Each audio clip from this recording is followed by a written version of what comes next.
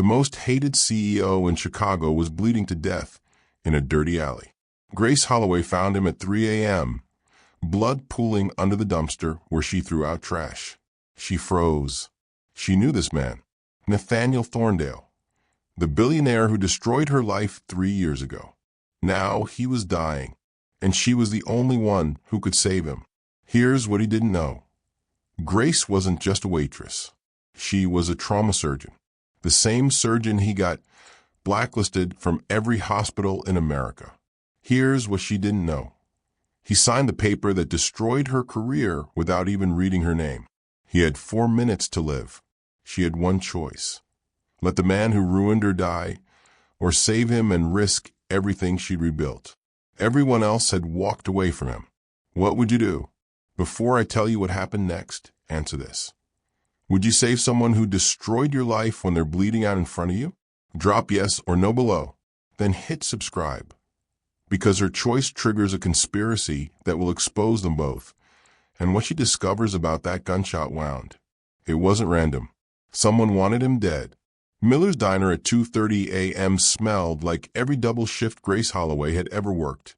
Burnt coffee, bacon grease that had soaked into the walls over decades, and the sharp chemical bite of industrial cleaner that never quite masked the exhaustion. The fluorescent lights flickered in their perpetual death rattle, casting everyone in the sickly yellow glow that made even the healthiest customer look like they needed a hospital. Grace moved through the late-night crowd with the efficiency of someone who'd memorized 17 orders without writing a single one down. Table 4, black coffee, rye toast, scrambled eggs dry. Table 7, the usual Denver omelet, hash browns, extra crispy, orange juice. Booth 2, pancake, side of sausage, coffee with 2 creams. Her mind cataloged them automatically, the same way it used to catalog patient charts, vital signs, medication schedules, and the life she didn't have anymore. Grace, honey, can you split this check 4 ways?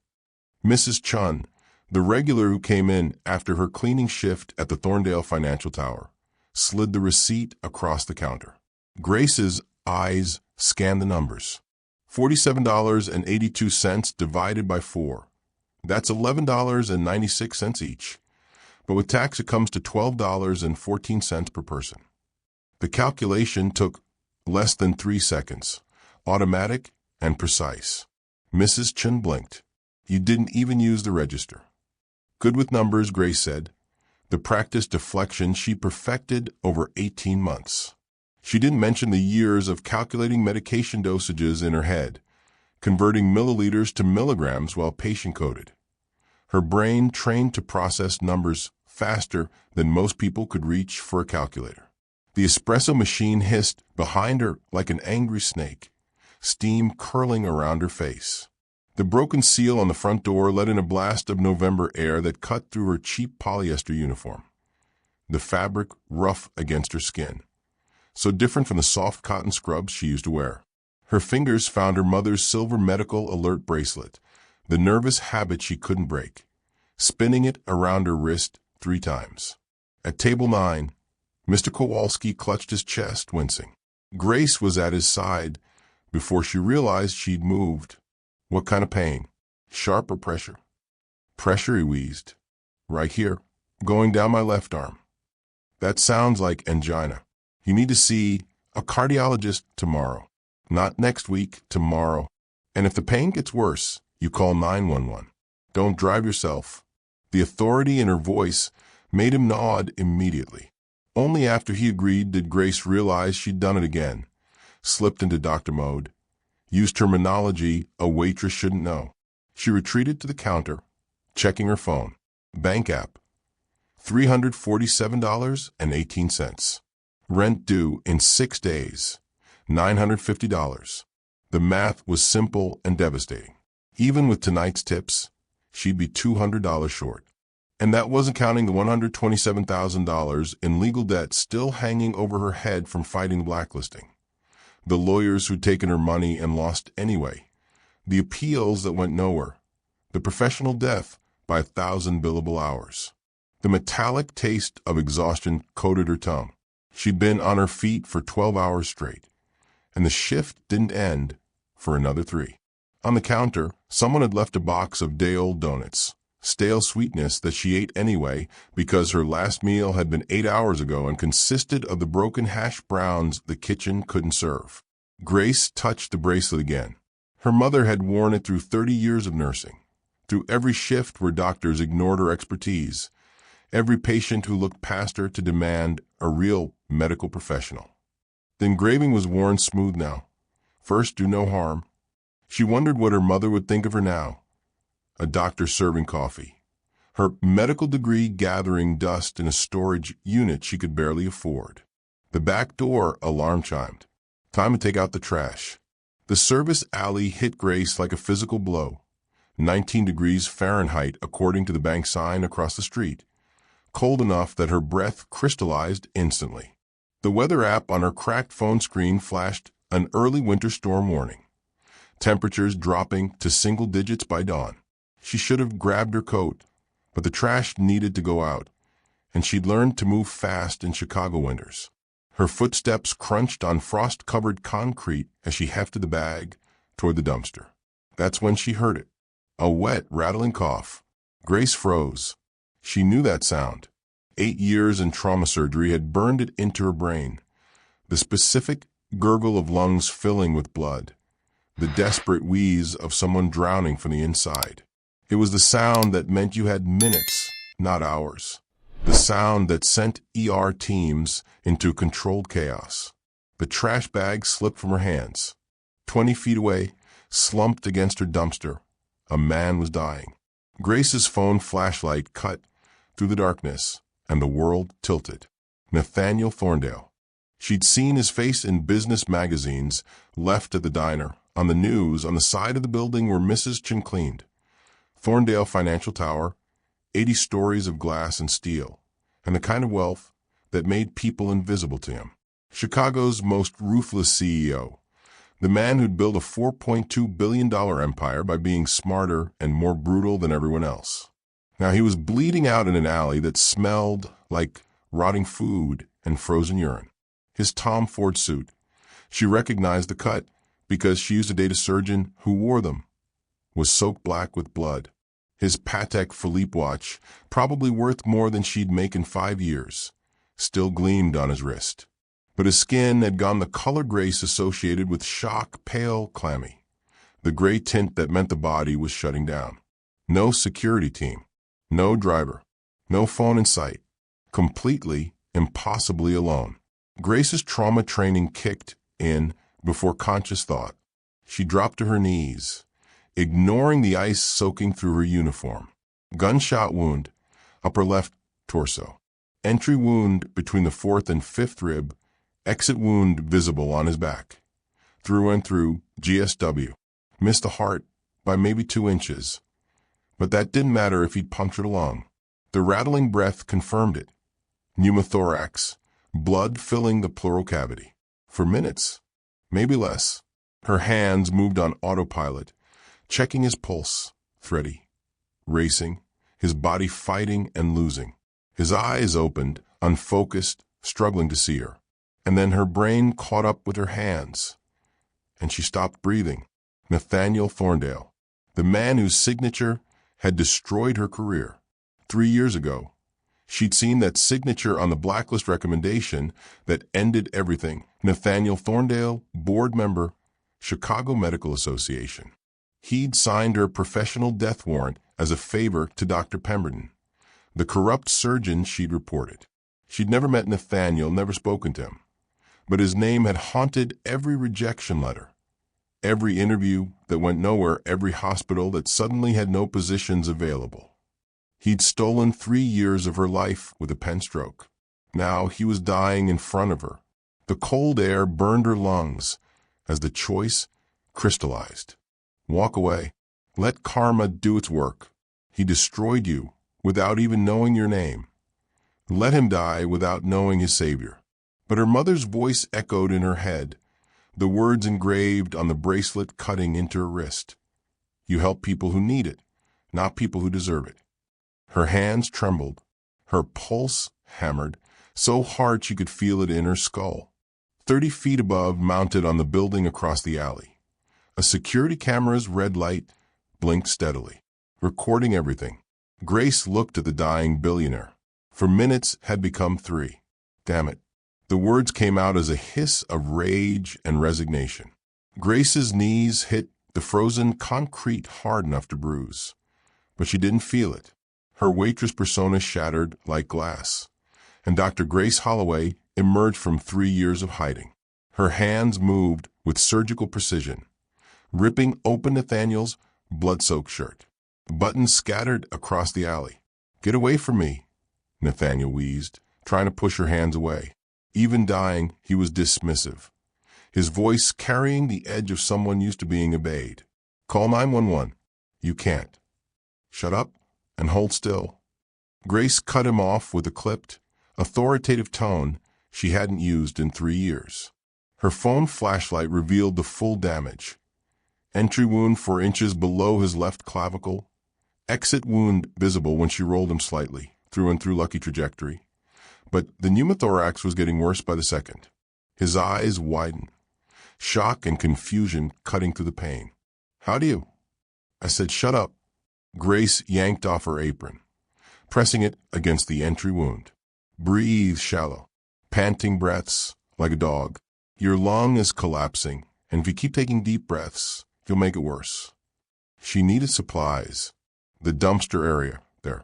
A cardboard box with packing materials, plastic bags, duct tape from this morning's delivery. Not sterile, but better than nothing. Grace grabbed a plastic trash bag, ripping off a square.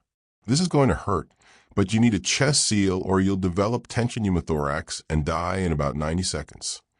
"You're a waitress," Nathaniel gasped, watching her hands move with the kind of efficiency that couldn't be faked. "You can't. Watch me." She pressed a plastic square over the entry wound, taping 3 sides to create a one-way valve.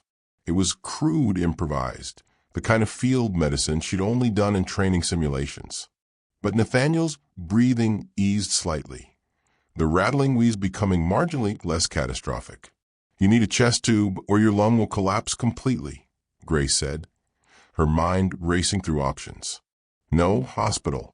Going to a hospital meant police, questions, a gunshot wound investigation that would expose everything. And she'd be arrested for practicing medicine without a current license. Her emergency flask. She kept it in her apron pocket for brutal Chicago nights when the walk to her apartment felt dangerous. Vodka, cheap and strong.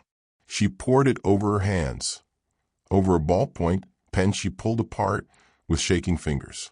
"What are you doing?" Nathaniel's voice cracked with fear. "Emergency needle decompression. The air trapped in your chest cavity is crushing your lung. I need to release the pressure." "You're insane," he started, then screamed as she inserted the hollow pen casing between his ribs. The rush of air confirmed her diagnosis. Pneumothorax releasing. Nathaniel's breathing steadied, color returning to his face in degrees. Grace sat back on her heels, hands shaking violently now that the immediate crisis had passed. Nathaniel stared at her, really seeing her for the first time. "How do you know how to do that?" he whispered. "Shut up and breathe. Shallow breaths.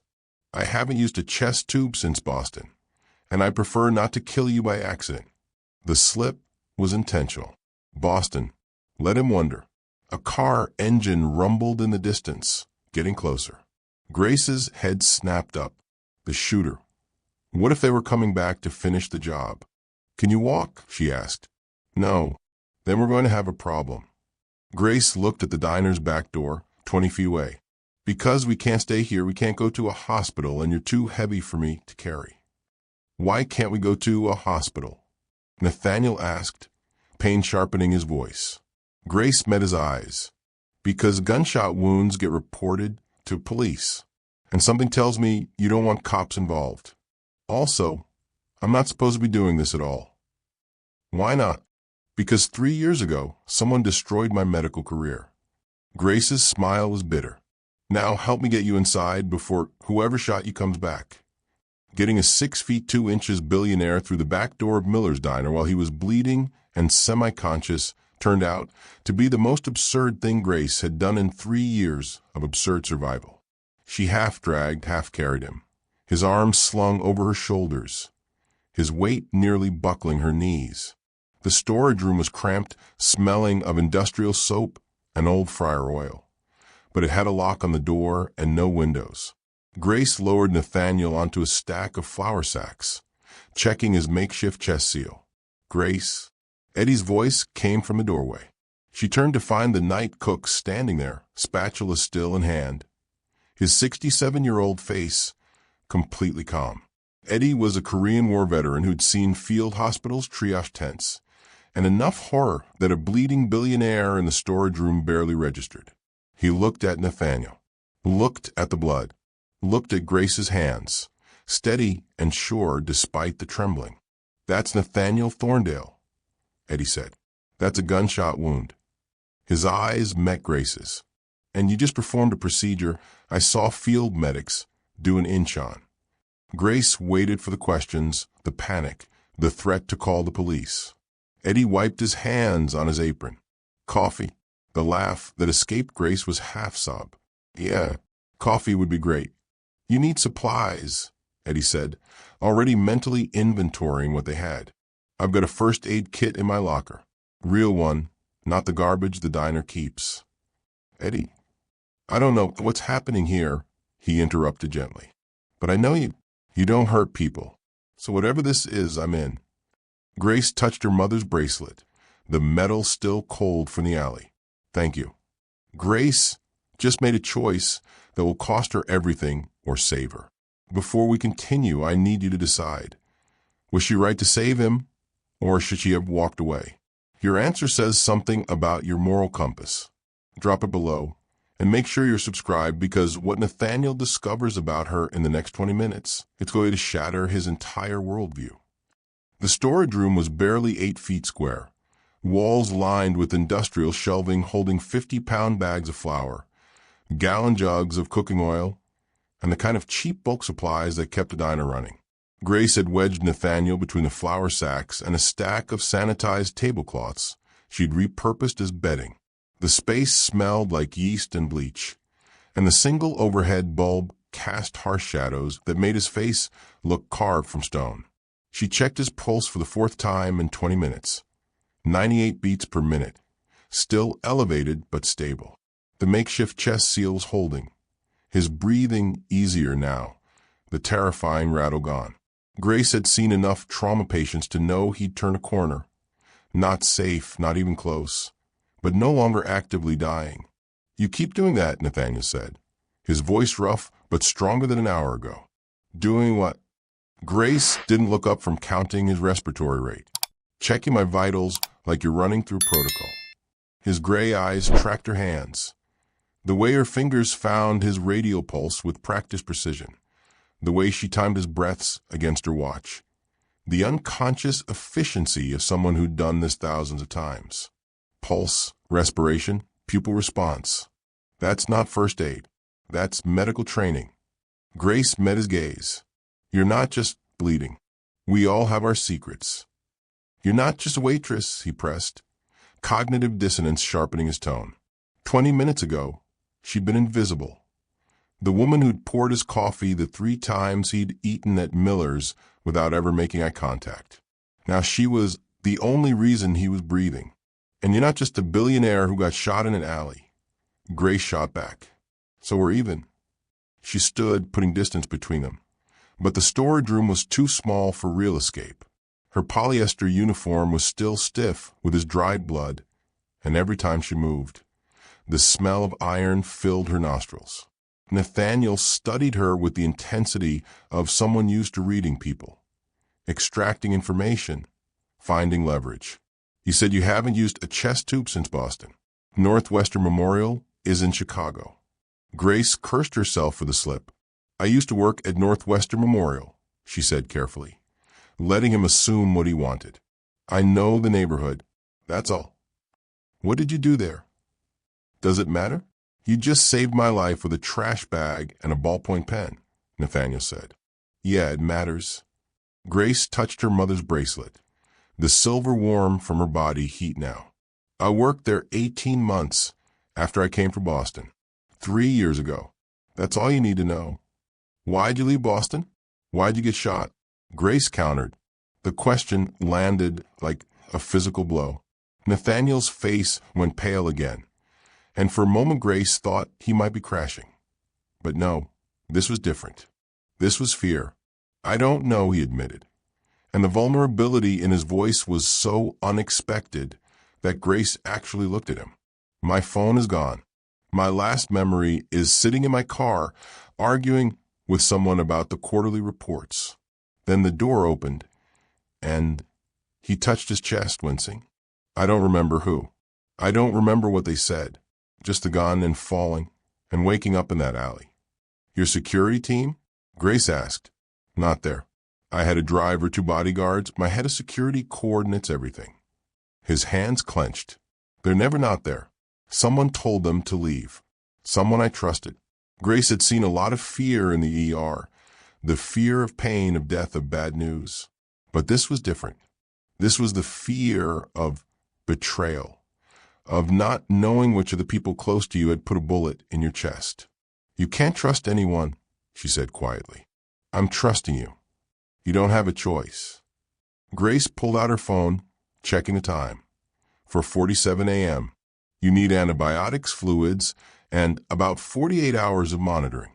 I can keep you stable, but if you develop an infection or that lung collapses again, you'll need a real hospital. Can't go to a hospital, Nathaniel said immediately. Gunshot wound means police report. Police start investigating. Whoever shot me knows I'm alive. So what's your plan? Hide in my storage room forever? Until I figure out who tried to kill me. He looked at her, really looked at her, seeing past the uniform and the exhaustion to the person underneath. You're $127,000 in debt. You said that earlier when you thought I was unconscious. Grace's jaw tightened. You were listening. I'm always listening. His business instincts were kicking in even flat, on his back. What kind of debt? Legal fees.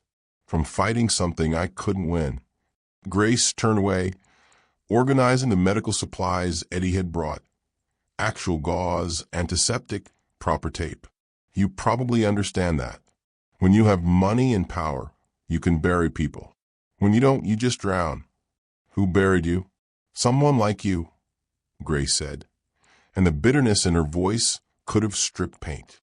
Someone who signed a paper without reading it because a friend asked. Someone for whom I was so irrelevant that destroying my life was just another Tuesday. Nathaniel was quiet for a long moment. I've signed a lot of papers. Yeah, Grace said softly. I bet you have. At 6 a.m., Nathaniel finally slept. The exhausted collapse of someone whose body had been running on adrenaline and sheer survival instinct. Grace watched his chest rise and fall for 5 minutes, confirming the rhythm was stable, before she let herself move. His wallet was in his ruined jacket pocket, leather soft as butter, probably custom-made. Grace told herself she was checking for medical information, allergies, emergency contacts, insurance cards. But her hands trembled as she opened it. Business cards. Thorndale Capital Management, Nathaniel Thorndale, founder and CEO. A Black American Express card that had no spending limit. $340 in cash. More than she made in tips in a week. Photos. A young woman with Nathaniel's eyes. Her smile bright and genuine. An older couple, probably his parents. And then her fingers found the membership card. Chicago Medical Association, Board of Directors. Nathaniel Thorndale, member since 2019. Grace's hands stopped moving. The storage room tilted, and she had to grab the shelf to stay upright. The board, the same board that had rubber-stamped her destruction. Dr. Grace Holloway had been a trauma surgeon for 8 years when she discovered Dr. Richard Pemberton was accepting bribes. She'd noticed the pattern first, unnecessary spinal surgeries, always using the same expensive hardware, always from the same pharmaceutical company. Patients who came in for minor back pain, leaving with $200,000 worth of metal in their spines and complications that would haunt them forever. She'd gathered 6 months of evidence before presenting it to the Hospital Ethics Committee at Massachusetts General. Chart reviews, financial records she probably shouldn't have accessed, testimony from 3 nurses who'd witnessed Pemberton pushing surgeries patients didn't need. Pemberton was chief of surgery. He golfed with hospital administrators, sat on boards with venture capitalists, had connections that reached into every level of medical power in Boston. 2 weeks after Grace filed her report, she was suspended for falsifying patient records, a charge so absurd she'd actually laughed when they presented it. The laughter died when she saw the fabricated evidence. Chart she'd supposedly altered, medication orders she'd never written, all carefully constructed to destroy her credibility. Pemberton called in favors. Hospital administrators who owed him, board members who'd invested in his pharmaceutical schemes. And one of those favors had been a blacklist recommendation sent to medical boards across the country. She'd seen the signature on the Chicago Medical Association copy when she tried to get licensed here. Nathaniel Thorndale, board member, recommending she never practice medicine again. A professional courtesy to his golfing buddy Pemberton. He'd signed her professional death warrant and probably never thought about her again. Grace stared at the membership card, her vision blurring. What she didn't know yet, Nathaniel's venture capital firm had invested $40 million in the pharmaceutical companies paying Pemberton. The connection ran deeper than friendship, it was profit. Nathaniel woke to find Grace gone and Eddie standing in the doorway with his cell phone. "Your assistant called the diner asking if we'd seen you," Eddie said quietly. "Figured you might want to talk to him." Marcus Chin answered on the first ring. "Sir? Jesus Christ, where are you?" "We've been searching." "I'm alive." Nathaniel cut him off, his voice still rough. "I need you to listen carefully. Don't tell anyone I called. Not the board. Not security, no one. Sir, Victoria said you disappeared after the board meeting. She's been running the search. She's got every security contractor in Chicago looking." "Victoria," Nathaniel repeated, and something cold settled in his chest. "What else has Victoria been doing?" Marcus hesitated. "The board is moving to declare you incapacitated. Emergency succession protocols. Victoria presented medical documentation suggesting you've been unstable. Recommended immediate transfer of operational authority." The pieces clicked into place with horrifying clarity. Victoria had been his head of security for 12 years. She knew his schedule, his routes, his security protocols. She'd know exactly how to get him alone, how to make his protection detail disappear. "She shot me," Nathaniel said, the words feeling surreal. "Or had someone shoot me. She needed me injured, but alive long enough to sign documents." "Sir, I need you to do something for me, Marcus.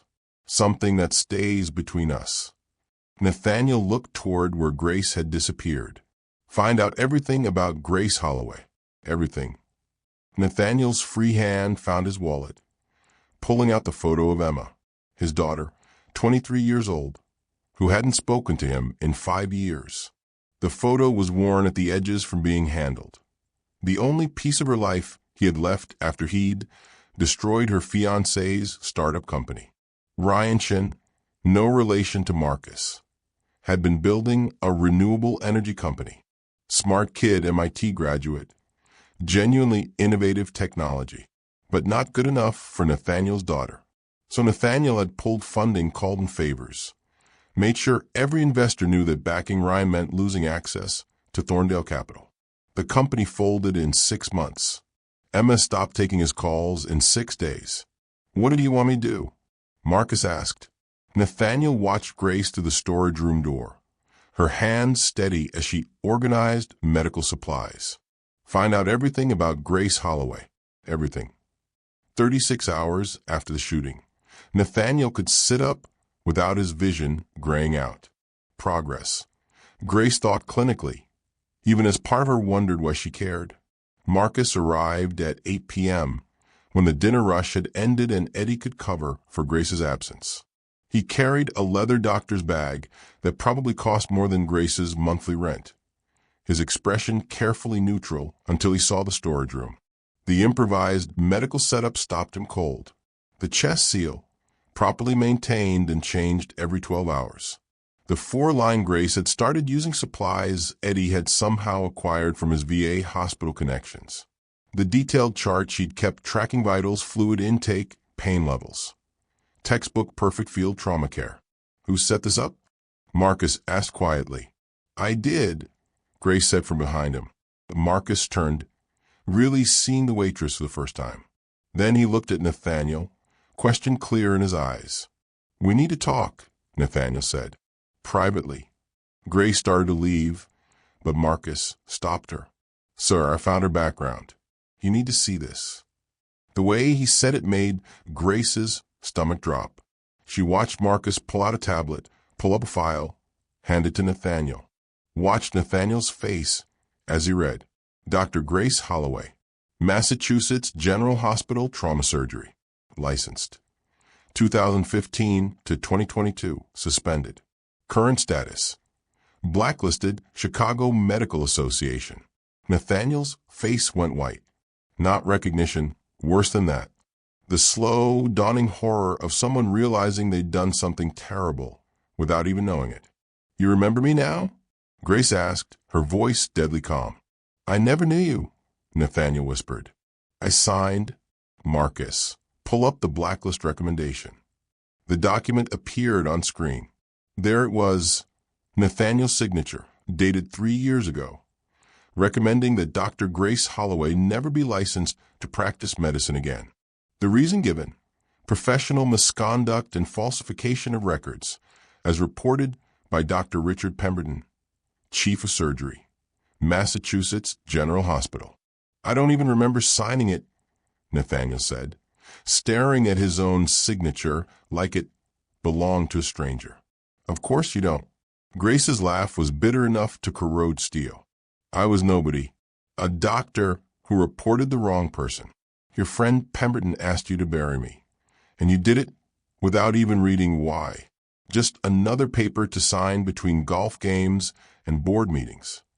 Pemberton said you were dangerous, Nathaniel said, memory surfacing, that you'd fabricated evidence against him out of spite. He asked me to sign as a professional courtesy. I didn't fabricate anything. Grace cut him off, rage finally breaking through 3 years of forced calm. I reported him for taking pharmaceutical bribes to push unnecessary surgeries. I had evidence. 6 months of chart reviews, financial records, patient testimonies. And he destroyed me for it. Marcus was staring at Nathaniel. Sir, the pharmaceutical companies Pemberton was working with are in our investment portfolio, Nathaniel finished, the pieces clicking into place. How much did we make? For $0.7 million in returns over 3 years, Marcus said quietly. Grace felt like she'd been shot herself. You made almost $5 million from the scheme that ended my career, and you didn't even know my name. The storage room went silent except for the hum of the diner's industrial refrigerator through the wall. You saved my life, Nathaniel said finally, his voice breaking. The woman I destroyed, and you saved my life. The woman you destroyed. Yeah, ironic, isn't it? Grace crossed her arms, her mother's bracelet catching the light. You want to know the really funny part? I almost walked away. I stood in that alley and thought about letting you die. It would have been easy. Just take out the trash and go back inside. Let karma do its work. Why didn't you? Nathaniel asked. Why? Grace's voice rose. Because my mother taught me you help people who need it, not people who deserve it.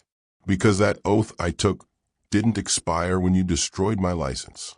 Because if I let you die, I become exactly what you all said I was. Someone who cares more about themselves than doing what's right.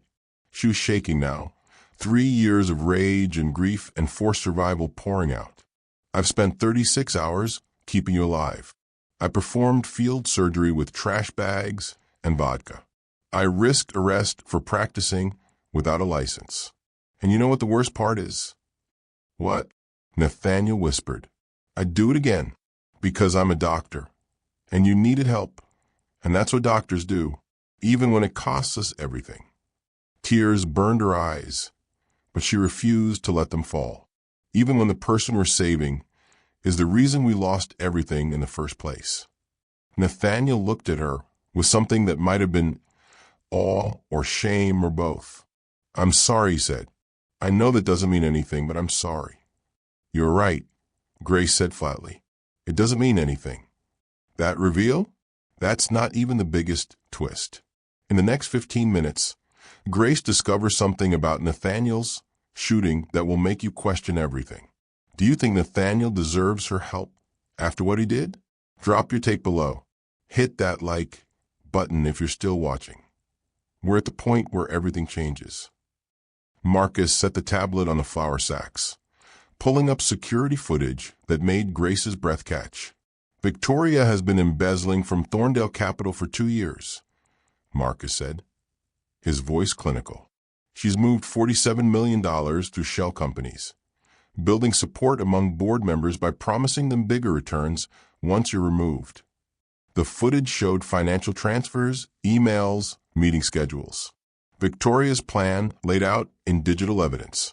The shooting wasn't meant to kill you, Marcus continued. She needed you incapacitated long enough to force through a merger with Carmichael Industries. The merger would hide her theft in the restructuring, and by the time anyone noticed, she'd be gone with enough money to disappear forever. Nathaniel stared at the screen, watching his most trusted employee systematically destroy everything he built. Where is she now? Looking for you. She has private security teams searching every hospital, every clinic, every place you might surface. Marcus met his eyes. If she finds you before we can expose her, she'll finish what the shooter started. Grace should have walked away. She'd saved his life. The debt to her Hippocratic oath was paid. Exposing herself further meant police involvement, questions about her suspended license, potential criminal charges. But Marcus was pulling up another file, this one making her vision tunnel. The pharmaceutical companies Pemberton was working with, Marcus said carefully, traced back to Thorndale Capital Investments. Dr. Pemberton received $2.3 million in consulting fees over 4 years. Your returns were $4.7 million. Grace's hands clenched. You didn't just sign a paper destroying my career. You profited from the corruption that made it necessary. I didn't know, Nathaniel said, but the defense sounded hollow even to him. You didn't want to know, Grace corrected. That's worse.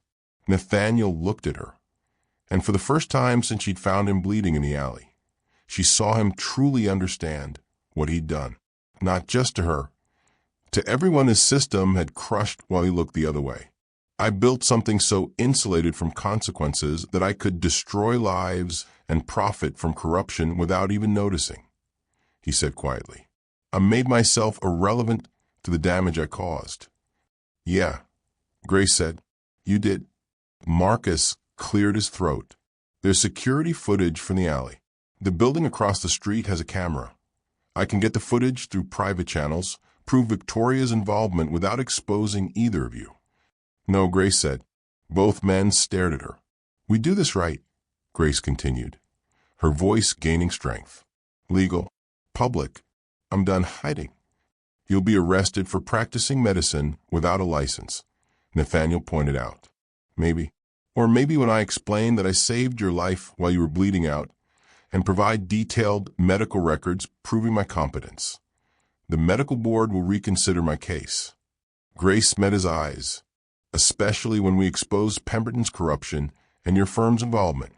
That will destroy my company's reputation, Nathaniel said. Good, Grace said flatly. Maybe it should be destroyed.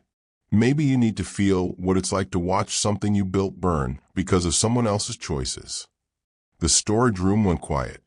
She's right, Nathaniel said finally. We go public, all of it.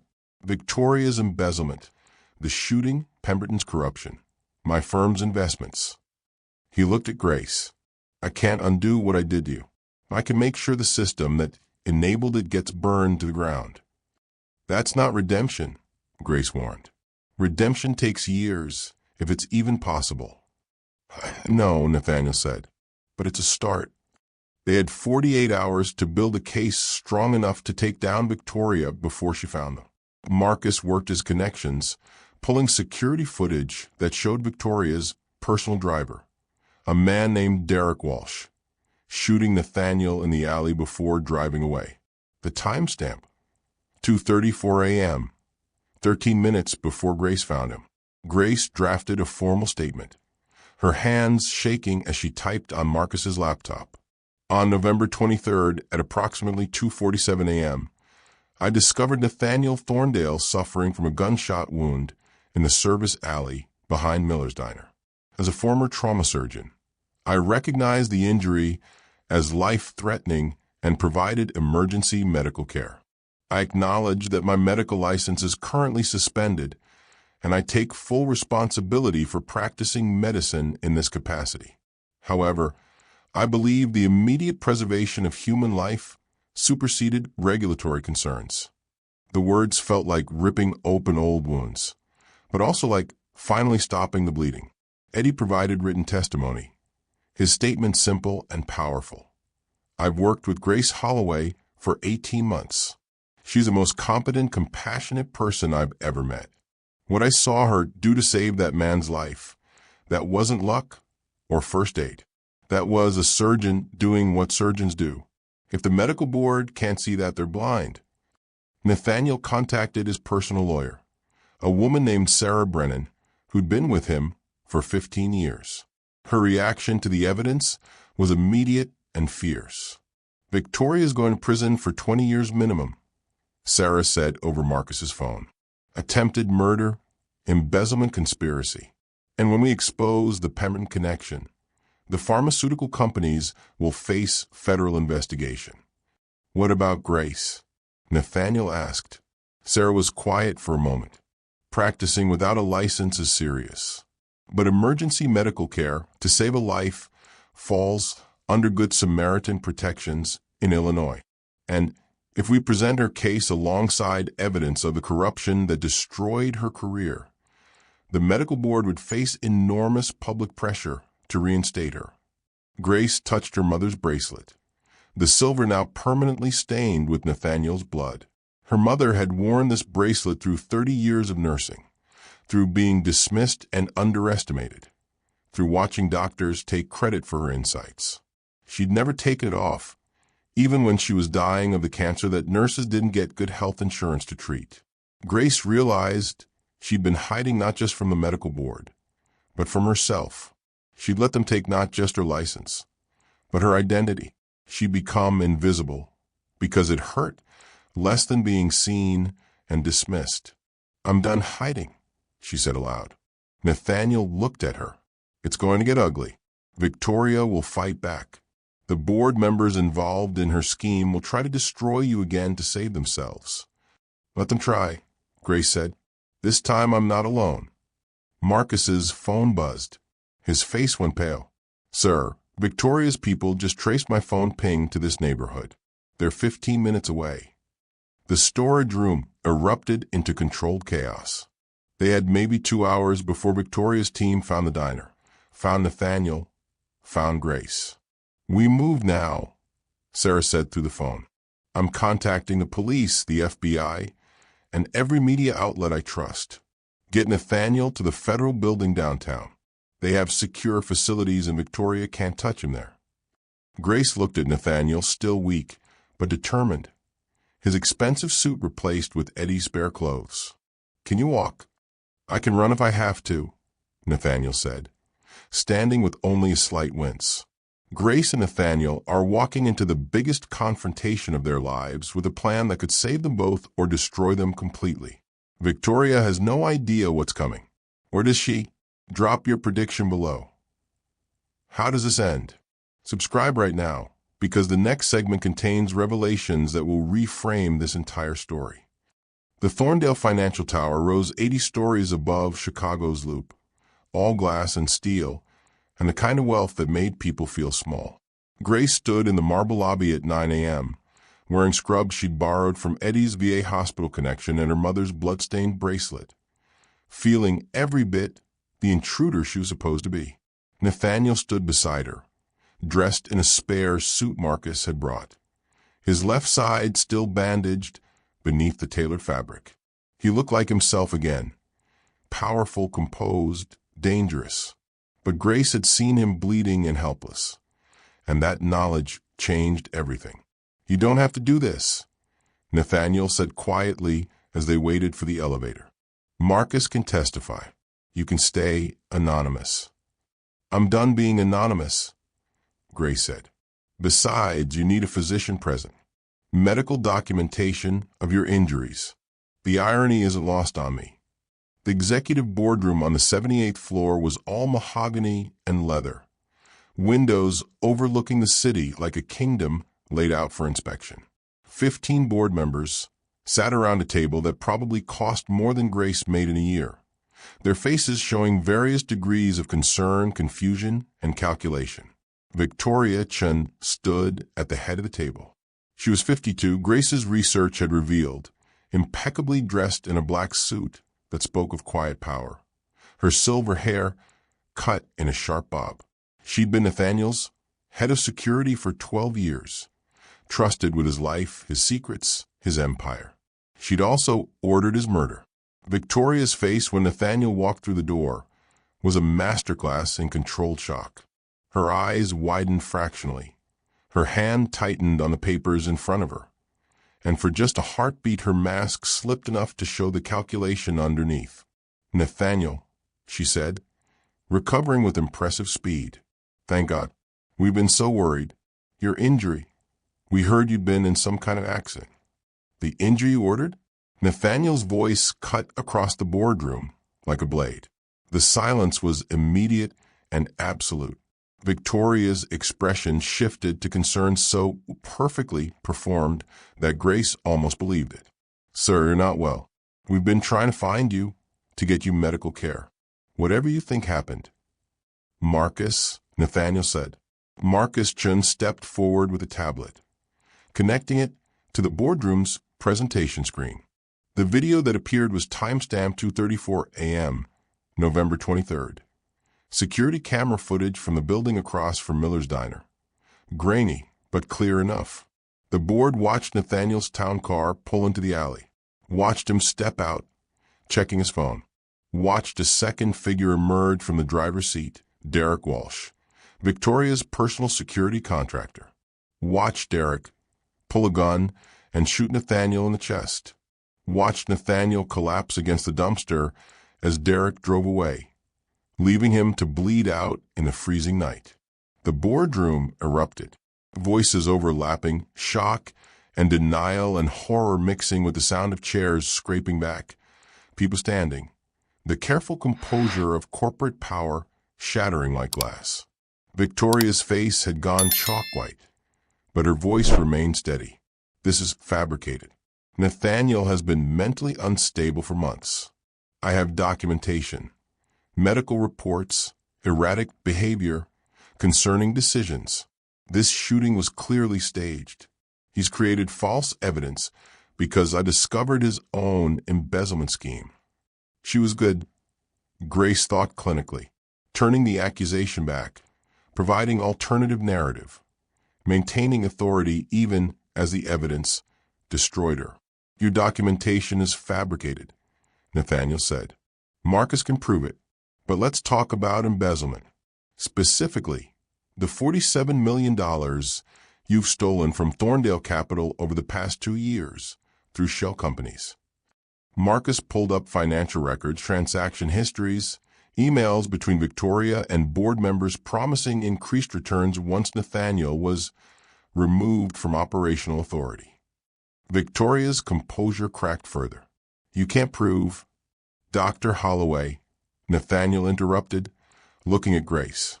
"Would you provide your medical testimony?" Grace stood, aware of every eye in the room turning to her. She was a waitress in borrowed scrubs, standing in a boardroom that represented everything that had destroyed her. But she was also Dr. Grace Holloway, and she knew exactly what she'd done to save a dying man. Dr. Grace Holloway, she introduced herself, her voice carrying the authority she'd spent 3 years hiding. Former trauma surgeon, Massachusetts General Hospital. I treated Mr. Thorndale's gunshot wound using field trauma techniques in a diner storage room because he couldn't risk going to a hospital. I can provide detailed medical records of his injury, treatment timeline, and the ballistics evidence still in his body that will match the gun registered to Ms. Chen's security contractor. One of the board members, an older man with steel gray hair, leaned forward. Holloway? The surgeon Pemberton had blacklisted. Grace met his eyes. Yes, the surgeon who reported Dr. Richard Pemberton for pharmaceutical corruption. The surgeon whose career was destroyed by fabricated charges. The surgeon whose blacklist recommendation was signed by Mr. Thorndale as a professional courtesy. The revelation sent another shock wave through the room. Board members looking between Grace and Nathaniel. The impossible irony of the situation dawning on them. Nathaniel stood, and despite the bandages beneath his suit, despite the pallor that still clung to his face, he commanded the room.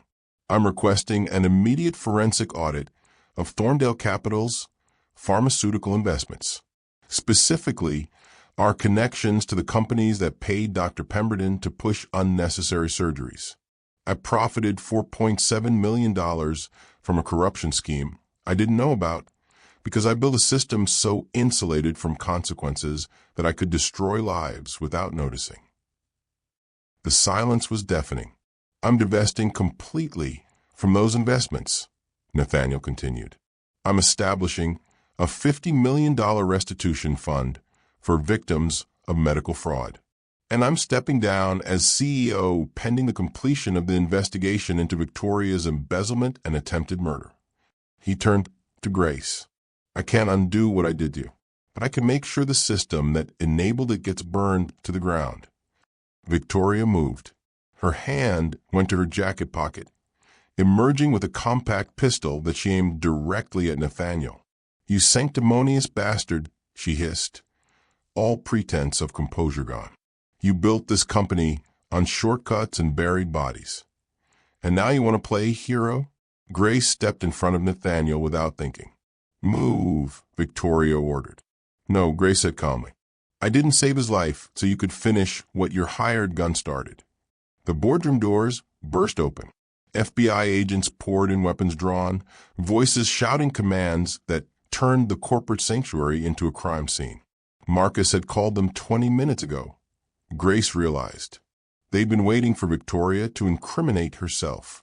Victoria's gun clattered to the mahogany table as agents surrounded her.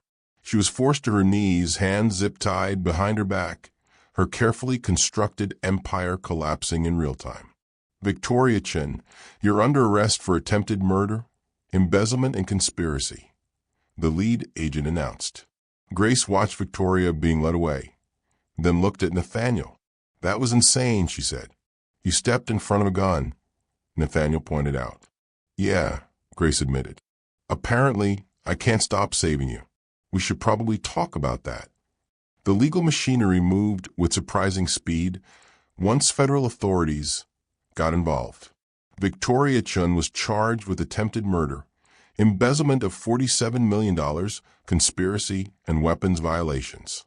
The security footage from the alley, combined with Grace's detailed medical records and ballistics evidence extracted from Nathaniel's chest during his hospital stay, created an airtight case. Her bail was denied.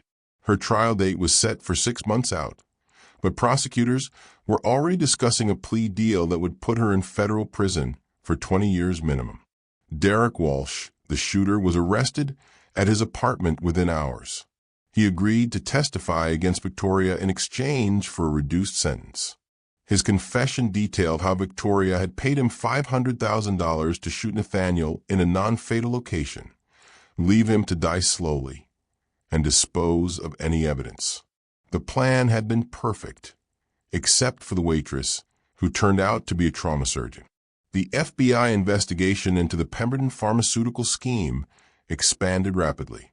3 pharmaceutical companies faced federal charges for bribery and fraud.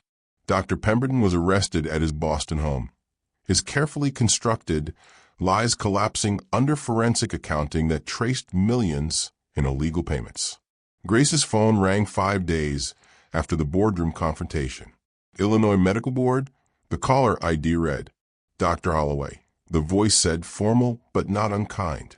"We've been reviewing your case in light of recent federal investigations into Dr. Pemberton.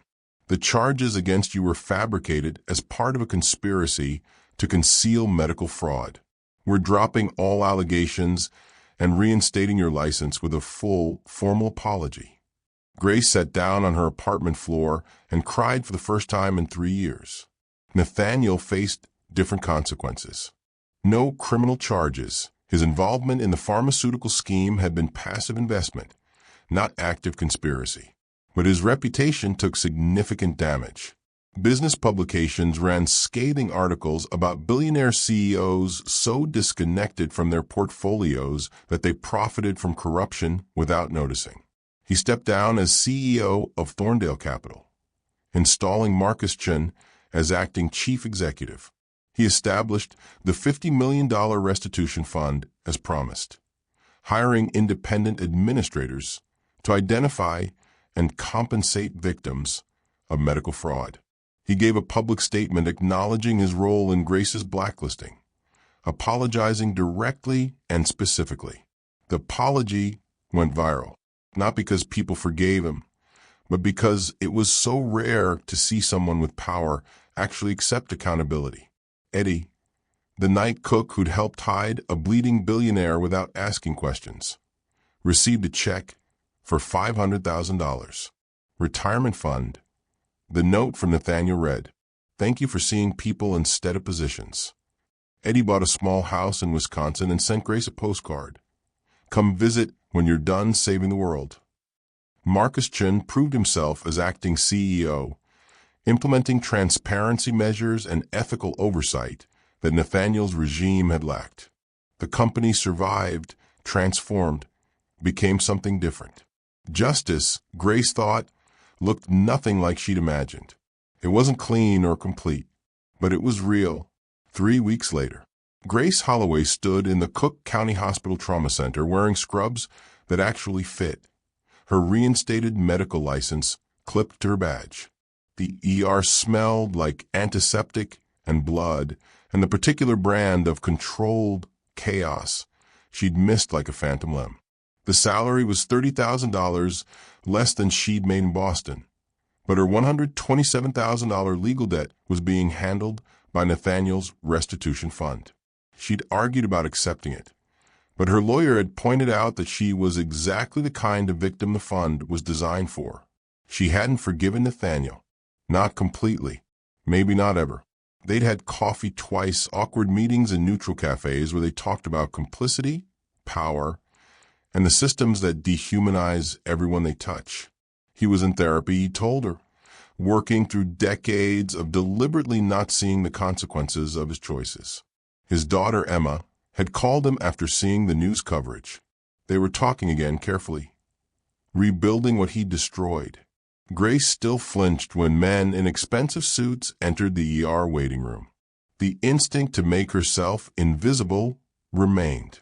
But now she didn't look away. Now she walked up to them, made eye contact, took their information with the authority of someone who belonged exactly where she was.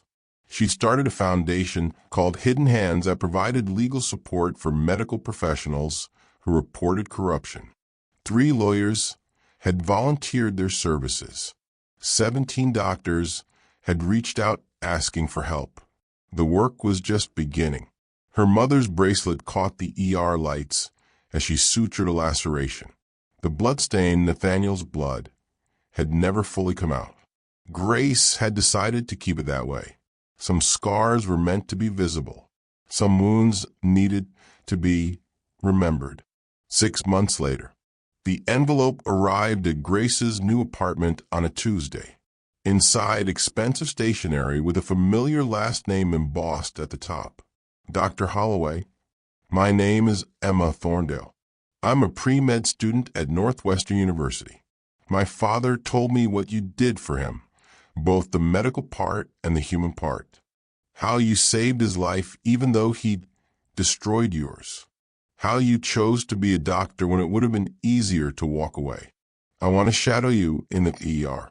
I want to learn from someone who understands that being a doctor isn't about status or power. It's about seeing the people everyone else walks past. Would you consider mentoring me? Emma? Grace touched her mother's bracelet, the blood stain catching the light. Some scars were meant to be visible. Some wounds became bridges to the future. She picked up her phone and started typing a response. Grace's journey from invisible waitress back to visible healer took 3 years and one impossible choice in a frozen alley.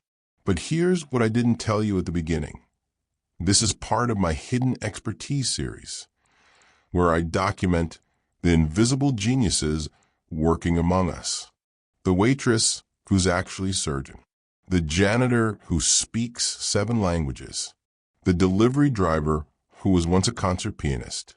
Society trains us to judge competence by uniforms and job titles, to make people invisible based on what they're wearing instead of who they are.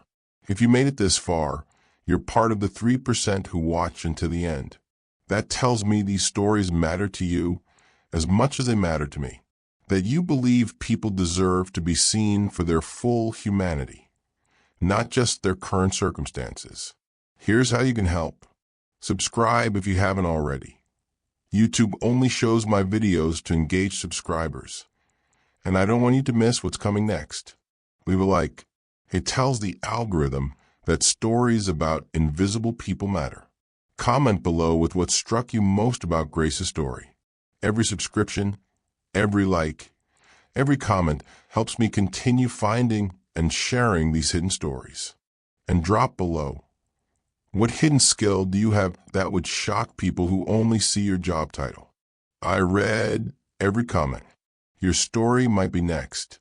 1 year later, Nathaniel Thorndale stood in the Cook County ER, looking uncomfortable in jeans and a sweater instead of his usual suit. He'd funded a fully equipped trauma bay, top-of-the-line equipment, dedicated staff. Everything Grace had mentioned the ER needed. The plaque read, "The Holloway Suite." "This doesn't erase what happened," Grace said. "I know," Nathaniel replied. "That's not why I did it." "Why did you?" "Because you taught me that accountability isn't about feeling better. It's about doing better." Grace looked up at the security camera mounted on the wall, its red light blinking steadily, recording everything. Some evidence was meant to last.